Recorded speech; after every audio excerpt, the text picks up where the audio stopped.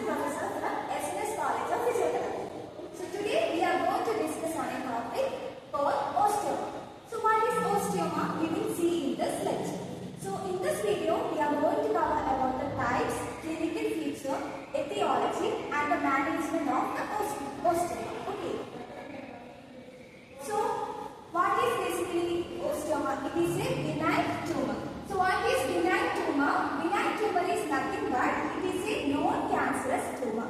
The tumor will be non-cancerous and it will not spread to the involving soft tissue. It will be localized. It won't spread to another soft tissue.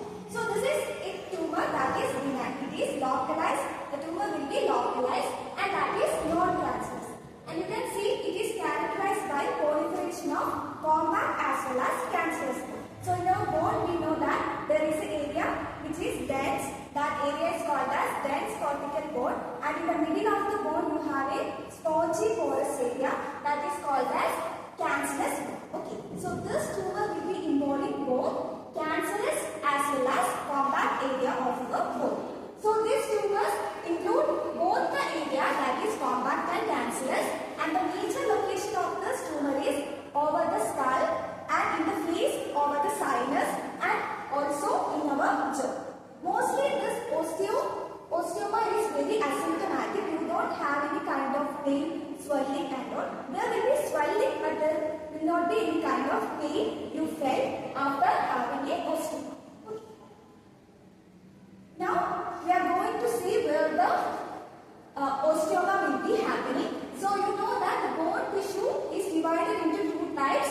This dense area is called as compact bone. So that area will be very solid and dense, and that area is the outer layer of your bone. And inside your bone you have a spongy area that is called as cancerous bone, and that area consists of bone marrow. So it can either include in the compact area and it can include in the spongy area. If the osteoma is present in the compact area, there will not be any involvement of the bone marrow space.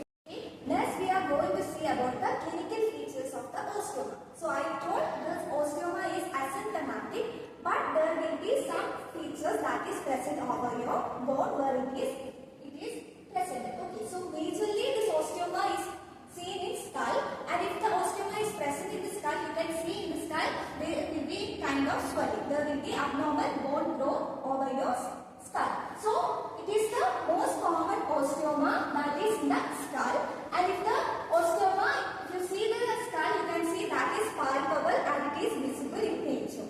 And if you see the symptom, if the osteoma is present in the skull, there is asymptomatic, but if it is affecting your sinus area, if the osteoma is present in the sinus area, you will be having headache and all. Okay.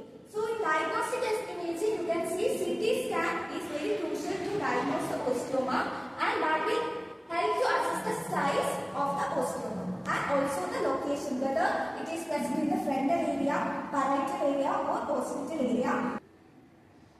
Now we are going to see about the types of osteoma. So there is majorly, you can see, one of the type is compact osteoma, otherwise it is known as ivory osteoma. So this compact osteoma is nothing but the osteoma will be present over the compact or cortical bone area, and there will not be any bone marrow involvement. Second type is cancerous osteoma. So cancerous osteoma is otherwise called as trabecular osteoma. Why it is called trabecular? Because that is the area where most of the stress will be withstood by our body. So this area, the involvement will be over the spongy bone as well as it will be involving the bone marrow spaces. Okay. Then you have the mixed osteoma. Mixed osteoma means both the cortical bone as well as the compact bone, both the area this osteoma will be present. So these are the three types of osteoma in our bone. Now we are going to see what are the etiology or causes of getting osteoma. So most main cause of the osteoma is unknown, so it is called as idiopathic. So we doesn't know an exact cause of getting osteoma. Second cause is developmental theory that suggests that when your bone is getting developed, is there any abnormal bone growth formation or any malformation in your bone which leads to osteoma. Then is after you get any kind of injury also, you can get osteoma in later stages of life. So that is post-traumatic tear. After any kind of injury, you can get osteoma in later stage. Then infection or inflammation. If you get any chronic inflammation and all, you will get osteoma in later stage. So for example, if you have a chronic sinusitis, osteoma can develop over the sinus region and that will lead to clinical features like headache. Then you can have Gardner syndrome. If the osteoma is present in the multiple area of your colon and rectum, you will get Gardner syndrome. That is one of the hallmark features of this genetic condition.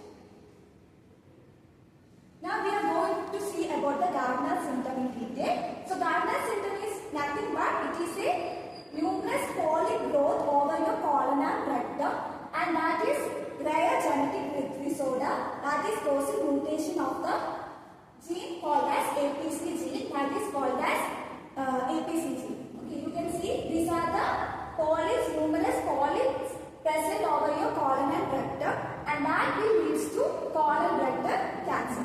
Now we will see about the treatment of these are the common osteoma locations. If you see, this is the facial area. Here you can see the person is having the osteoma over the face, so there will be some kind of facial changes. Then in the X-ray you can see that in X-ray you can see there will be round and dense osteoma, and in the CT you can see there is a white spot here, white spot that is seen in the CT scan. Now in the jaw area also you can see there is the osteoma. You can see this is the area you have the osteoma. Now moving on to the management. So mostly this osteoma is asymptomatic by observation. Sometimes the swelling is very large, it can be palpable and it is visible. Then if the swelling is very visible, you can go with surgical excision, and if there is any symptoms also you can go with surgical excision. Then if there is any facial deformity also you can remove the osteoma. Okay. So these are the management types and clinical features of osteoma. Hope you guys understood about the osteoma. Thank you.